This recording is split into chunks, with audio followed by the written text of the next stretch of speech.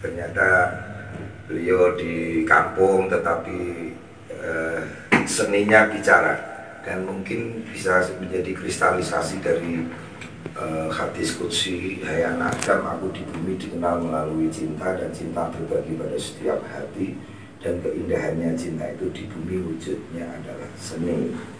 Keindahan adalah bagian dari pintu dalam tanjakan memandang keindahan Tuhan. Maka Nabi menyatakan Allah jamal yuhibbul jamal. Allah itu indah dan suka kepada yang indah. Ini dialog sebentar ini Mas. Di sini jeda waktu ratu karena ini bebatuan ini bukan awal mula lah dengan cerita ini tentang bakat ini, apakah turunan atau pengaruh dari sahabat, guru, macam-macam ini. Iya. Jadi sebenarnya bakat ini terlahir mungkin tidak ada turunan ya. Jadi kalau saya tulis ke atas itu mbah, ayah juga nggak ada bakat seni. Terus pandangan pertama itu gimana? Sejak kecil itu saya sudah suka melukis. Jadi ceritanya dulu saya terkenang ketika kelas 3. Ketika kelas 3 itu saya disuruh melukis oleh guru, disuruh nyontok lukisan di papan tulis itu, dan ternyata lukisan saya itu dinilai dengan nilai yang menurut saya ya bagus, dinilai 9. Nah itu menjadi motivasi saya untuk selanjutnya kegemaran melukis itu, sehingga sampai jenjang SMP. Nah, setelah dari SMP itu saya melanjutkan sekolah lagi ke tingkat sarjana ke STM. Artinya setelah dari STM di situ nggak ada jurusan melukis, ya jadi putus di situ. Setelah putus, setelah itu lama dan nggak pegang namanya alat untuk melukis, pensil ataupun cat itu nggak pernah. Baru setelah menikah, sudah punya anak itu tahun 95. Itu waktu itu awalnya saya disuruh mertua itu belanja kayu ceritanya. Nanti awal lukisan pertama kali saya ada di atas, saya tunjukkan. Jadi waktu saya disuruh belanja kayu oleh mertua waktu itu. Nah di situ ada kayu jati yang sangat menurut saya itu artistik dan menarik. Kemudian saya bawa pulang, saya lukisi. Nah dari situ sebenarnya saya awam sekali yang namanya lukisan itu apa saya nggak tahu. Lukisan yang baru yang bagaimana, dan saya waktu itu nggak punya guru. Saya harus tanya pada siapa juga, saya nggak punya kenalan, nggak punya teman, belum punya teman, orang desa soalnya. Dan akhirnya waktu itu saya main ke rumah teman-teman di Tuban. Waktu itu di Kompi, depan Kompi itu ada teman pelukis namanya Mas Tan waktu itu. Saya main di sana, kenalan, kemudian ditunjukkan ke teman-teman yang lain, disuruh main-main gitu. Jadi nanti saya ada proses perjalanan bergaya itu ada dari tahun 99 sampai 2023 itu ada prosesnya. Nah, setelah itu belajar selama kurang lebih 6 tahun, dari 95 sampai 2001 itu baru berani ikut pameran lukisan. Dan pameran lukisan pertama kali itu langsung di Ancol. Pertama di Tuban, waktu itu di Pujasera, ketemu Mas Heri Nugroho itu. itu tahun 2002 tapi terus 2003 pameran Hidayah Mustika. Waktu itu 2001 nya langsung dari Pujasera langsung ke Ancol sampai 2007 terakhir. Setelah itu saya ada event di Surabaya namanya Presiden Surabaya itu, kemudian pameran di Surabaya, Jakarta di KO, pameran ke daerah lebih dekat. Akhirnya sampai sekarang ya kadang pameran kita di Jember, Bandung 2004 pernah diundang teman pameran di Persabure Bandar Lampung juga. Terus kemarin pameran di Jember di Taman Ismail Marzuki. Yang terakhir kemarin di sini. Ya, di Gedung Budaya Luka itu yang kemarin kita punya komunitas kecil. Ada pameran bersama berlima waktu itu. Itu baru saja kemarin selesai itu pameran bersama. Dan proses itu sebenarnya sangat panjang ceritanya, sangat panjang ceritanya. Jadi sampai saya menemukan objek sebagai objek utama itu perjalanannya sangat panjang. Jadi nggak tim salah tim moro-moro ketemu suatu warna itu. Jadi ada proses perjalanan, nanti bisa kita cek di kos nanti proses perjalanan itu. Iya. Jadi sementara mungkin itu. Teman-teman, salah satu hasil karya beliau ada di galeri kami, Galeri Darwis Semarang yang dikasihkan Mas Heri Nugroho. Terima kasih dan menyeret saya ke sini. Yeah. Dan ini salah satu karya dari kantor. Kenapa ada print khusus dengan genrenya begini? Iya, saya semenjak 2001 itu, jadi dari awal melukis 95 itu belum menemukan apa-apa. Jadi saya melukis itu juga mau melukis apa juga nggak punya rujukan, ya sekedar melukis. Jadi sekedar ada waktu itu ada kantong terigu yang segitiga itu, saya bikin kanvas itu melukis, ya melukis pohon, melukis apa saja lah yang pengen saya lukis, cuman nggak ada contoh. Saya melukis mau nyontoh saya ya berusaha sedapat mungkin itu nggak nyontoh waktu itu ya. Jadi ya kecuali kalau aja memang harus nyontoh. Jadi saya pengen berusaha mandiri. Jadi waktu itu memang saya nggak punya siapa ya, mau berguru pada siapa juga belum tahu, teman juga nggak punya yang melukis. Akhirnya yang lukis ada. Nah, waktu itu tahun sekitar perjalanan dari 96 ke 2001, tahun 97 itu kenal sama Mas Muklis juga. Ya, Muklis bisa. Yang dari perjalanan.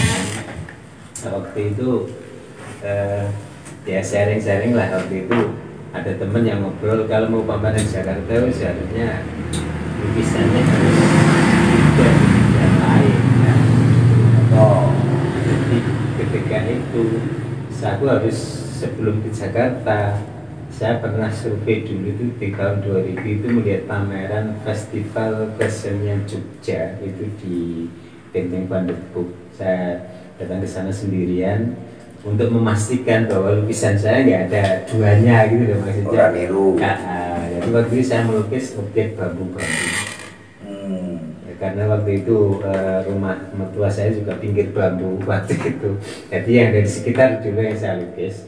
Saya lukis bambu-bambu berlangsung sampai sekitar 2002, melangkah ke 2003. Nah, itu kembali lagi Mas Muklis itu pernah ngomong, pinggir rumahmu akeh wit Bogor ini mbok nyoba lukis wit Bogor. Nah, akhirnya seperti itu, akhirnya ceplosan itu saya jadikan objek.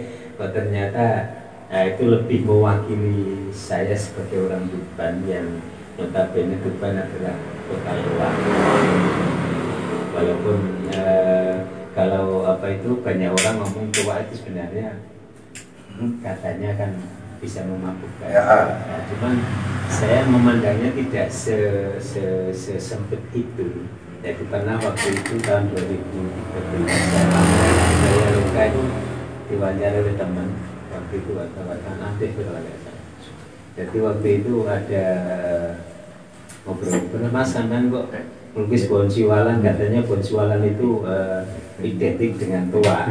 Kok siapa bilang tua ke Bonsiwalan itu bisa di situ tetesan air itu tidak langsung pahit, itu manis loh itu. Jadi sampai bisa jadi pahit itu proses yang membuat, artinya tetesan nira itu sama dengan tetesan air mani yang suci, yang itu rasanya manis, yang ketika siapapun minum yakin tidak sama untuk jadi tua, karena proses pembuatannya aja tempat apa geteknya itu harus gak dibersihkan, itu langsung jadi tua. Dan kalau dibersihkan itu jadinya pasti begitu. Artinya ketika kita mempunyai mungkin anak ya, dari tetesan yang suci, kita didik, kita kemas, kita titipkan pada orang alim, insya Allah jadinya ya orang yang punya ilmu. Tapi ketika dia nanti bisa orang menjadi jadi maling, jadi perampok, jadi pencuri, itu berarti kan prosesnya. Jangan disalahkan pohon siwalanya, dianggap tuh pohon siwalan kok tua, tidak bisa. Misalnya sama diklaim orang tua sampean maling, sampean maling, orang tua sampean dianggap maling kan jelas gak rela. Padahal sebenarnya kan nggak seperti itu. Gitu. Akhirnya saya mau menjenengan ngupas pohon siwalan kok sedalam itu sebenarnya masih panjang filosofinya seperti itu. Ya termasuk bisa dibikin capek kopa. Untuk mancing-mancing orang. Wow. Jadi pohon siwalan itu saya angkat sebagai pohon kehidupan. Jadi dalam filosofi menggambar saya pohon siwalan itu pohon kehidupan. Artinya siapapun yang hidup di sekitar pohon siwalan, saya yakin dia bisa hidup dari situ dengan memanfaatkan yang ada di situ, mulai dari pohonnya, batangnya, daunnya, buahnya, bahkan kelopak buah siwalan itu pernah saya bikin bunga itu laku dijual, bahkan saya ada orang bersih 100% dulu. Dan itu tetangga saya hampir nggak percaya waktu itu Mbak Indah sampean itu Mbak Indah sampean aku leles sih mas ini kelopaan siwalan gak rumah pinggir rumah waktu tak pamerkan di semen lu lagi leles pinggir namaku wingi itu waktu itu saya bilang saya pengen membuktikan bahwa pohon siwalan memang benar-benar pohon kehidupan yang seluruhnya itu bisa untuk bermanfaat kehidupan. Kan masih yang dengan bilang tadi dari daunnya, dulu orang sini pada yang bikin topi, bikin tas apa itu kepek, kalau orang ini dulu kepek untuk belanja itu. Jadi seluruhnya itu bisa bermanfaat. Jadi nggak ada yang hampir semuanya nggak ada yang terbuang. Jadi filosofi dasarnya saya tinggal buat saya membawa pohon siwalan itu saya anggap sebagai brand untuk menanyakan pohon siwalan itu seperti yang orang bilang pohon siwalan akhirnya yang dianggap negatif bahwa tidak. Jadi namanya orang negatifnya pasti ada, sebaik-baik orang buruknya pasti ada, dan seburuk-buruk orang jelek apa bagusnya pasti ada, seperti itu ada. Jadi pohon siwalan kok dianggap toa itu sebagai diklaim bahwa pohon siwalan dianggap pohon toa, yaitu saya bilang yaitu menjudge yang membabi buta. Dan ini Kang Thomas, sebelum kita melihat lukisan yang lain, ini saya bacakan puisi dari Zawawi Imron, judulnya Ibu. Kalau aku merantau, lalu datang musim kemarau, sumur-sumur kering, dedaunan pun gugur bersama ranting. Hanya mata air mata yang tetap lancar mengalir. Bila aku merantau, sedap kopior susumu dan ronta kenakalanku. Di hati ada mayang siwalan, memutihkan sari-sari kerinduan. Lantaran hutangku padamu tak kuasa kubayar. Ibu adalah gua pertapaanku, dan ibulah yang meletakkan aku di sini.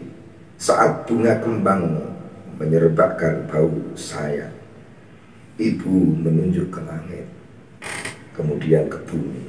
Aku mengangguk meskipun kurang mengerti. Bila kasih ibarat samudra, sempit lautan teduh tempat mandi, mencuci lumut pada diri. Tempatku berlayar menebar buka dan melepang saut. Lokan-lokan mutiara kembang laut semua bagiku. Kalau aku ikut ujian lalu ditanya tentang pahlawan, namamu ibu yang kan kusebut paling dahulu. Lantaran aku tahu engkau ibu dan aku anakmu. Bila aku berlayar lalu datang angin sakal, Tuhan yang ibu tunjukkan telah ku kenal. ibulah bidadari yang berselendang biang lala. Sesekali datang padaku, menyuruhku menulis langit biru dengan sajak tentang Siwalan. Iya. Jadi beliau dikuyupi oleh sebuah lingkungan Siwalan.